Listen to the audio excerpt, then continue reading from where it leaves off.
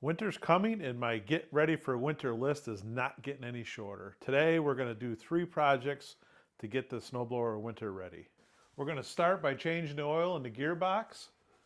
Then we're going to fix this chute control. I put this in a couple years ago. It's broken. And then we're going to install a new drive chain. Maybe someday I'll get the gearbox, but for right now we're going to do the chain. All right, it's about 6 o'clock at night. It's dark out. We got our diesel heater running. It's about 60 degrees out here in the garage. We got the TV on. We're learning a little bit about history. And we're going to go ahead and change this gear oil. You're going to need two sockets. You're going to need a 10 millimeter and a T30 for the plug. Now I already loosened the plug because I ended up having to use some heat. And I don't know about you, but I always like to loosen the plug, make sure that I can get it out before I drain any oil. So we went ahead and did that, and now we're gonna finish taking the cover off. I'm not putting John Deere fluid in here, but I am using the recommended GL5 80W90 gear oil. As far as the gasket goes, we're gonna use some Permatex. And I have no idea what we're going to find inside this cover because it's been a while since I've done this. Hopefully we'll just find some nice, dark, smelly gear oil with no moisture in it. I'm going to double check, make sure I can get this out.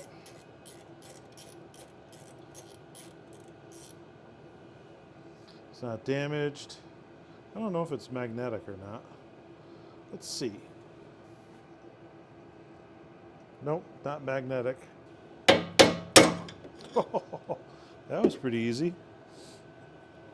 That came off pretty easy, and if I had to guess, we might have been a little bit low. Right now this thing is tipped back. It's tipped back just a little bit. I'll tip it forward and we'll make sure we get all the oil out of it.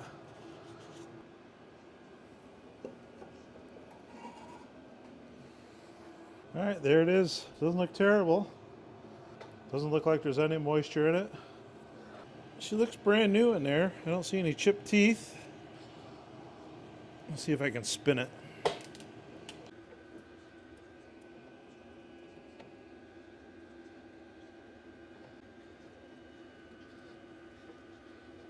That thing looks good, and when I spin it, it's very smooth. So I don't think we have any problems here.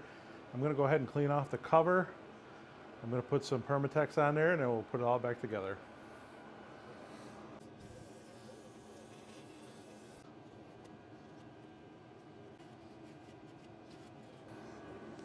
So this is the gear oil I'm using. This 80W90 is what's recommended, and it's got to be a GL5.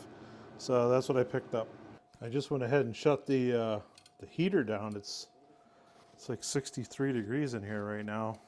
And it's blowing right on me, so it's not quite that cold out. It's only about, I don't know, 35 degrees or so right now.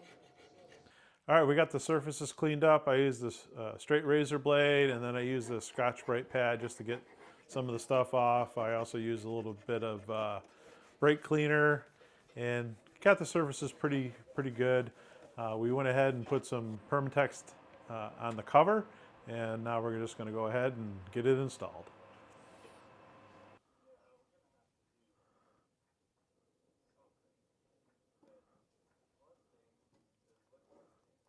All right, we're just going to put these on finger tight, and then we want to put it finger tight until the material squeezes out. And then we're going to let it set for 1 hour, and then we will come out and tighten everything up. And then we'll wait 24 hours, and we'll fill it with oil. All right, while we're waiting for that Permatex to dry, we're going to go ahead and fix this. This is a cable that I installed a couple years ago, and you can see it's just got like this little bracket. This thing broke last year. I was able to find a nut that I could put on there to hold it, but really the only thing I can do is pull it down. I'm trying to figure out how I can fix it, and what I've come up with, I just ended up buying a new cable. It's a little bit lighter duty than what I have currently, but it's also a little bit shorter, and it has just an eye bolt hole in the cable, so any old nut and bolt will hold that in place. Not like this Rue Goldberg setup here. This is the bracket I made. It goes on the structure of the tractor that holds the loader. It just bolts on with two 5/16 bolts right here. This has always kind of been a little bit long, and I've always had to like route it over this way, and then it goes in front of the, like if this is the hood of the tractor, it kind of goes in front of the hood. So this cable here is very similar up here where I need to mount it, but it's a little bit shorter. So it's either going to work perfectly or I'm going to have to modify this bracket and make it shorter. Either way, I got to get this old one off and I'm going to put the new one on.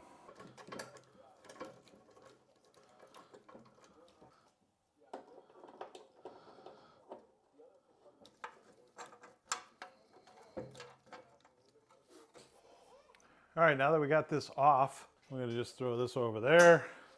We got a lot of grease and oil here. I like to put fluid film and I like to protect the bare metal wherever I can. Sometimes I paint it, sometimes I just coat it with grease and oil or fluid film. But regardless, we'll get this cleaned up, and then what I'm going to do is we'll put this chute in the highest position. We will mount this in that existing hole, and then we'll drill some new holes and mount this right here. Probably with the same bolts I just took off because those are stainless steel.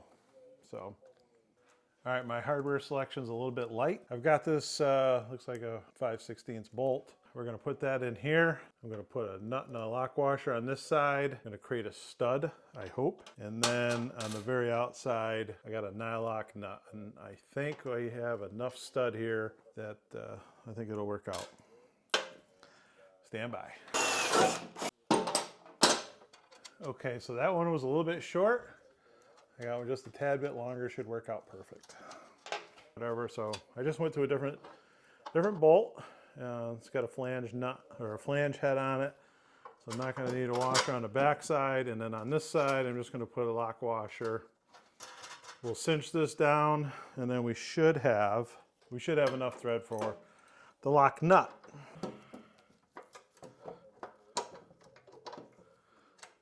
Okay, I think we're good. I wish this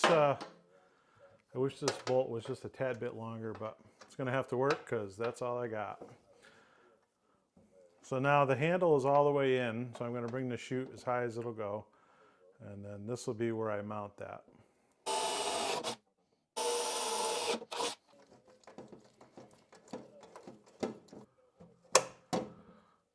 All right, so in theory, it should work right now.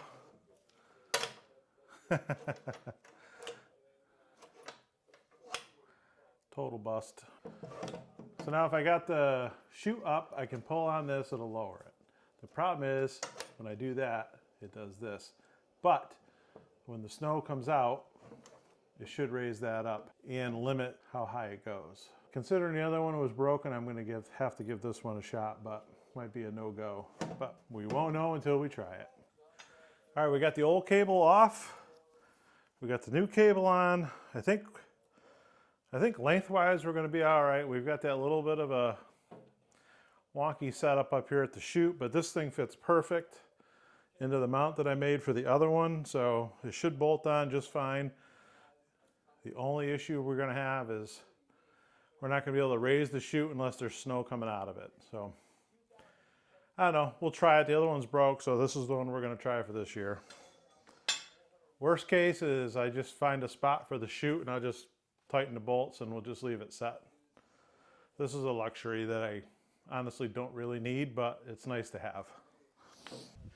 And who knows, maybe this will give me the excuse to go to electric. I don't know. All right, so we got the chute control on. I'm not sure it's going to be perfect, but it might be perfect enough. We'll see how that goes. Once we got the cable installed, we went ahead and put some gear oil in the gearbox. The Permatex has dried for 24 hours, and so we're gonna call that project done. So between the gear oil and the chute control, we are done with those. Now we're gonna move on to the drive chain, which could be pretty easy. I did buy a John Deere chain. I'm not sure it has a master link. I'm not sure the one that's on there has a master link, so we're gonna find out together. All right, we're gonna get started on this drive chain. You can see right off, there's a master link on this chain. So the chain we bought from John Deere does not have a master link. I mean, really? Anyway, there is good news. The good news is I can't really find much wear on the chain that's here. It seems to be working just fine.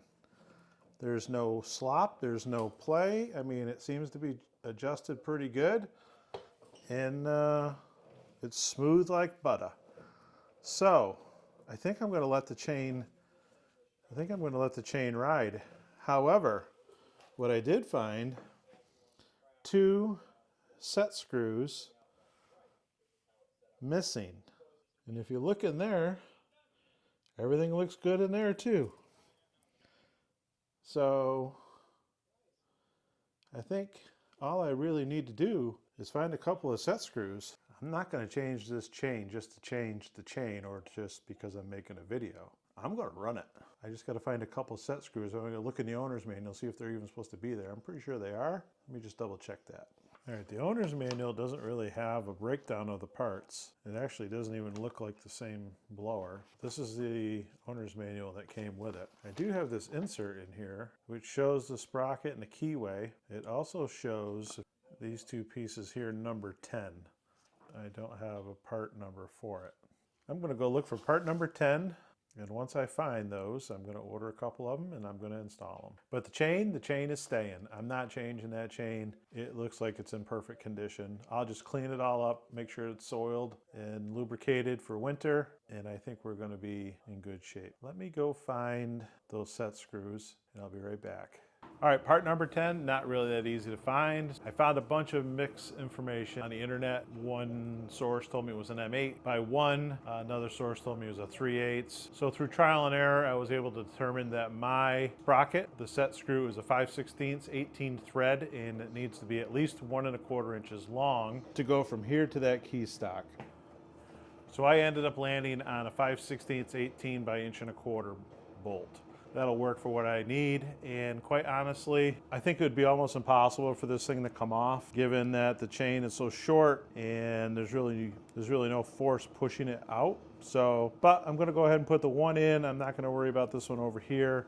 Both of the holes in there are rusted, so I'm guessing they've been missing for quite some time. We also took some time and cleaned up the snowblower, cleaned up some of the dirt and the grease and the oil and just the gunk that's accumulated over time. And we also used some of this lubricant on the chain. The reason why I like this lubricant is the dirt and stuff doesn't generally build up on it. And so I usually just spray it on here like this. And then what I'll do is I'll just wipe off the excess and we'll call it good. All right, so we got the gear oil changed. We've got the cable hooked up. Whether that works or not on the chute is to be determined, but it's hooked up and the other one was broken. So this one should do what I need it to do. We're not going to change the drive chain. This one looks like it's in very good shape. I'm going to go ahead and tighten up that set screw. We added some lubricant to the chain though, and that'll be it for today's video. So if you made it to the end, I appreciate you. You are better than most. And hopefully I'll see you in the next video, which yesterday I went and picked up a part for the Jeep. It's a part that I didn't think I'd ever put on it, but I went and picked it up yesterday. So that might be the next video. So until then, thanks for watching. I'll see you in the next video.